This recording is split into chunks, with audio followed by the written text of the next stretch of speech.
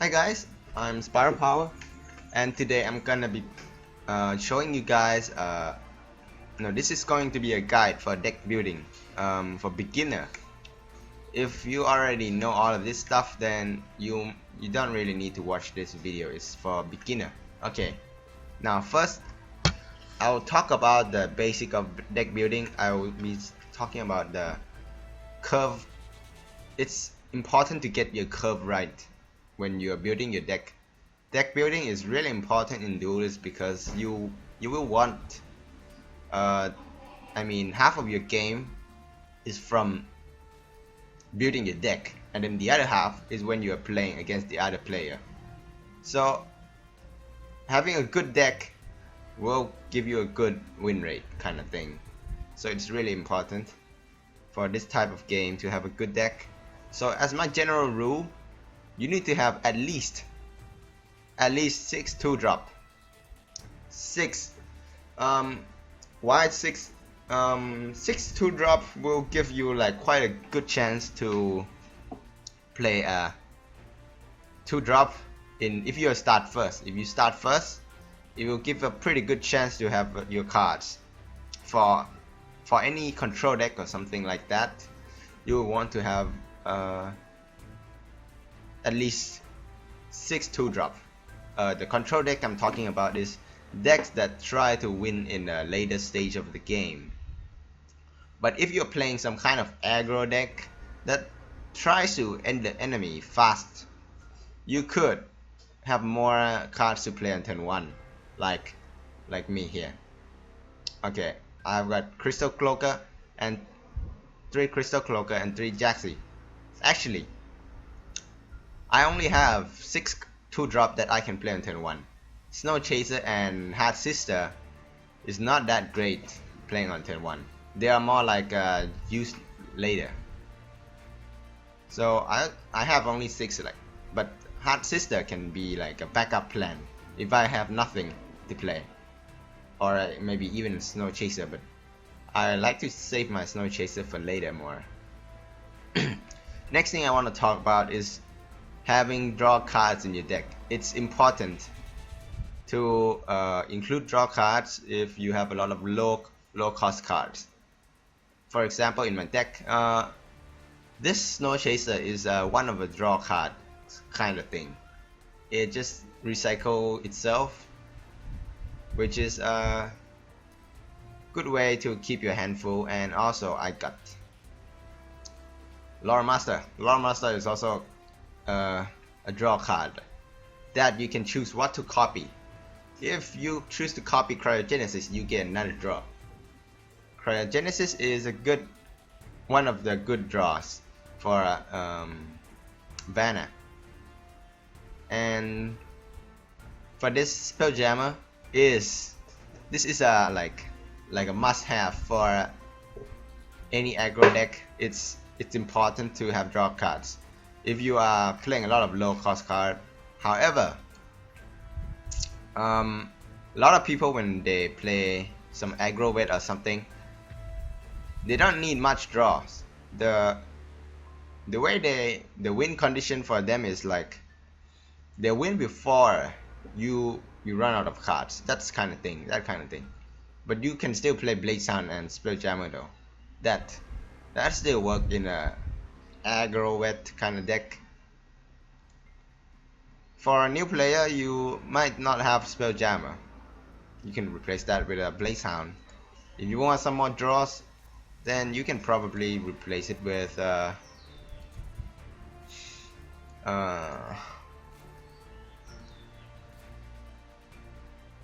is it? Oh, I just skipped it. Sojourner, right here.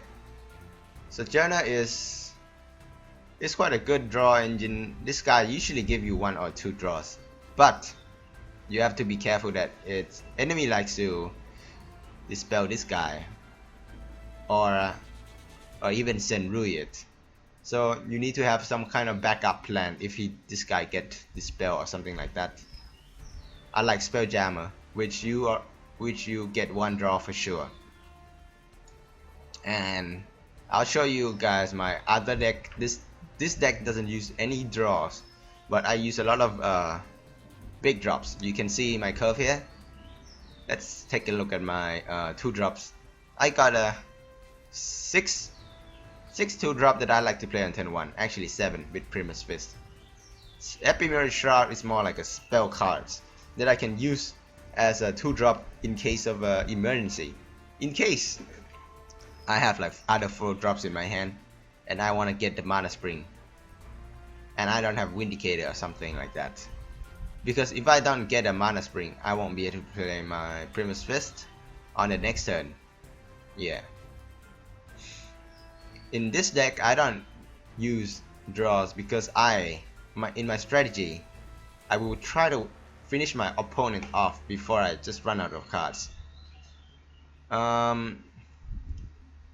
Using cards that are big, meaning you can play 1 card per turn. If you end up playing 1 card per turn, then you don't really need to draw much, except for the beginning. Since you already have 5 cards, you can play a bit more card in the beginning. For this deck, if you want to come back from a losing position, you just have to use cards like Dancing Blade, Spirit Harvester, Cantor Warbeast, or even Archon Spellbinder. If you are behind in a lot like board control and they have a lot of unit, you can run back and drop a Archon Spellbinder between them, kind of thing. It can actually turn the game around if they don't have any kind of removal for it. Yeah, that's the kind of thing. And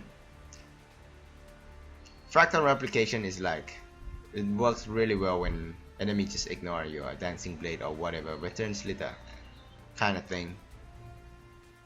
Okay, and then let's talk about the synergy and win condition for each deck.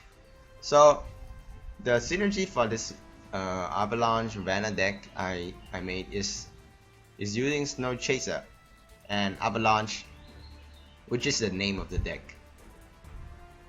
Using Infiltrate unit and Avalanche will make your enemy want to go to your side of the field, and when they do, you can punish them really good with the Avalanche. And then not just one Avalanche, you can also copy it with Alcuin Lore Master to keep in place for 1 more turn. And yeah, you also can use Repulsor Beast to move some unit to the enemy side, to your side, and then Avalanche. So movement cards like Repulsor Beast and Hard Sister combos well with Avalanche, as well as the general Bloodborne ability. So that's the kind of combo you want to look for when you're building your deck. Strong cards works better if you can combo it with something else. I'll show you guys my Lionel deck. A lot of people is using this combo though, but Leotas, when this guy died, well, even if this Leotas is like Dispel, Leotas is still a 5/3 for a 4 drop, which is pretty nice. Well, at least you waste his Dispel. And let's say the enemy plays something like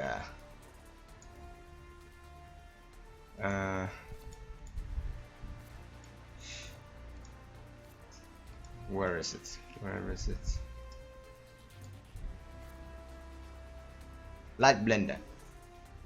You play a Diotus and the enemy play a Light Blender next to Diotus. So you end up having a 5/3 and he end up having 3/3 for 4 cost. So you are ahead in terms of value, kind of thing. And if the enemy doesn't take care of this Diotus, it will become a 0/10, which is an obvious good choice for a Divine Bond later. And then just use the the general Bloodborne ability to make it a 12/10 kind of thing. And when you build your deck, you need to think about the synergy between cards like Azurite Lion, general bloodborne ability, and if you use Primus Fist as well, Azure Lion is going to have 6 attack. 6 attack 2 times, it's already 12 damage. 12 damage is really something. And in my Lina deck, you can also see that I don't have a draw engine as well, because except for this thing, Lina Heart, that I might actually remove it for something like as I was saying, that Spelljammer is really good for any aggro deck. I might replace this thing with the Spelljammer, but okay, for now I'm just showing you guys that okay, I used Tempest as well in this deck to take care of anything like Jaxi or anything far away you cannot reach, and also it does damage. And yeah, Ironcliffe and Divine Bond is obvious combo for Lina deck. Okay, and then let's take a look at useful neutral cards for like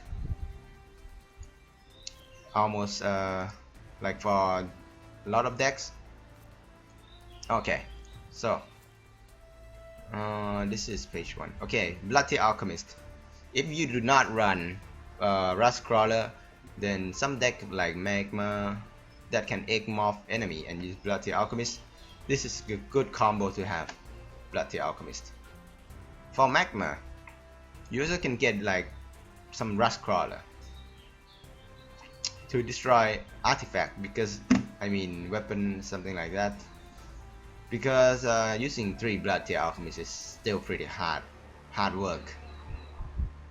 Yeah, but you also can destroy more than 1 artifact if you use multiple Bloodtear Alchemist. For Magma, Bloodtear Alchemist is good if you play Egg Morph or Metamorphosis. That will combo well with that. Fora and also Ephemeral Shroud. It's also pretty good for Magma, because you don't want to dispel yourself if you are playing Wrath. Dispelling yourself also dispel your damage.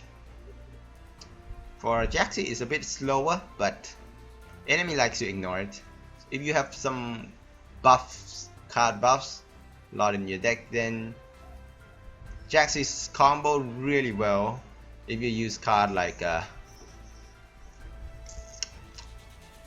Mark of Solitude. Jaxi is really good with Mark of Solitude. So okay. Flame Blood Warlock is simply some rush cards for aggro deck. Only for aggro deck. And then Healing Mystic. So Healing Mystic is a good starter, like turn 1 drop, but if you play it later for the heal, it's not gonna help much, but it does help. If you're looking for heal, it might be better off going for Emerald Rejuvenator or anything like a faction heal, like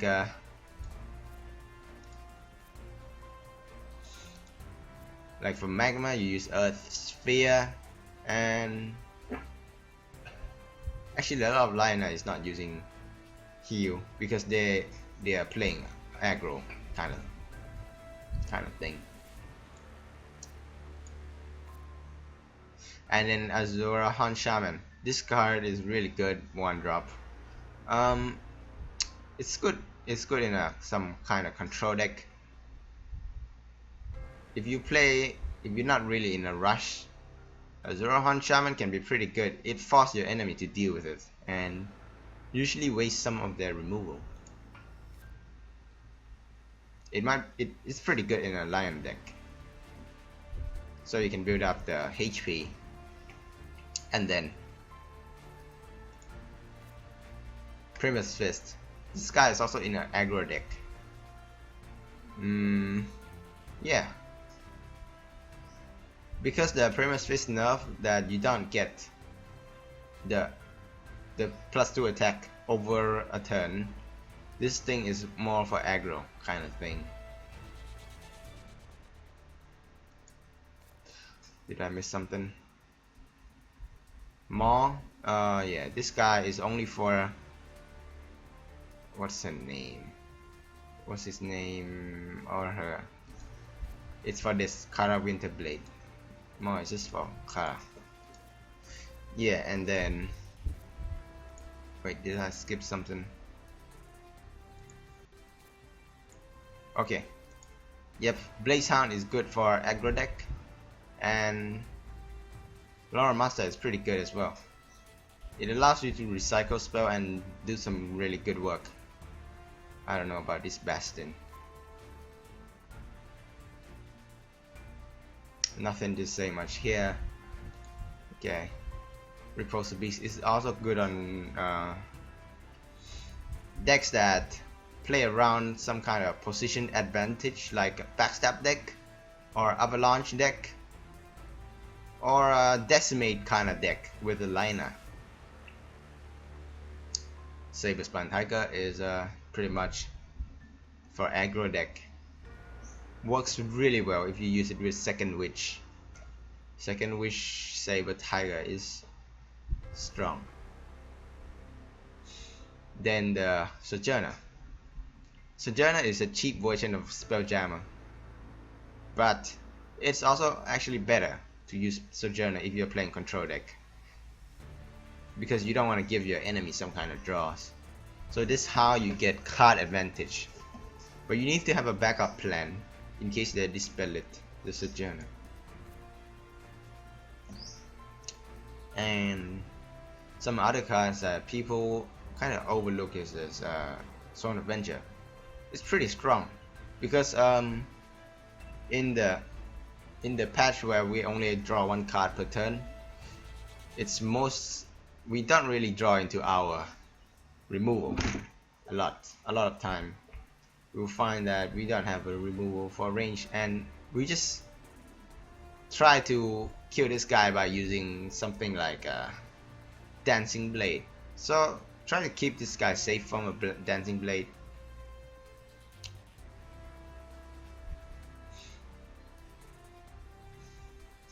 Wings of Paradise. This card is like a, you invest in 3 mana for next turn 5 damage. It's a pretty good card for a delayed damage.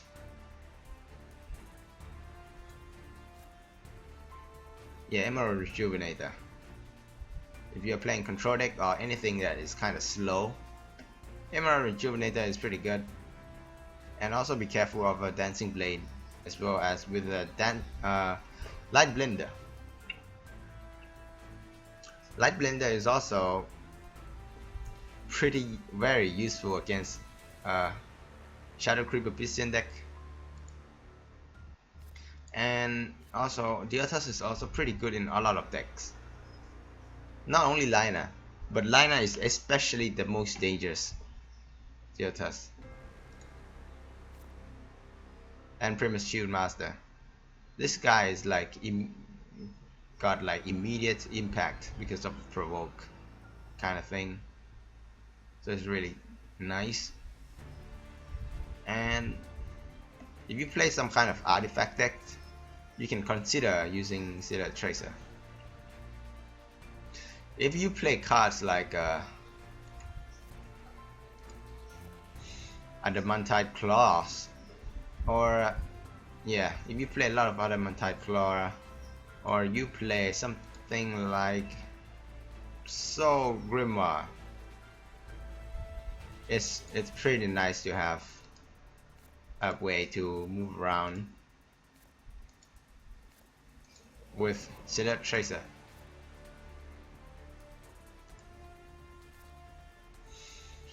So Silhouette Tracer is one of a surprise move that will surprise your enemy pretty good. And then Dancing Blade. This thing works pretty well in mid-range and control deck for Dancing Blade. In a lot of decks, this thing can really turn the table. yeah, so I think that's about it for my good neutral cards for a lot of deck. And I will end this part here. If you like my video, you can like and subscribe. If you have any comments, you can leave them below and share it with your friends. Thanks for watching.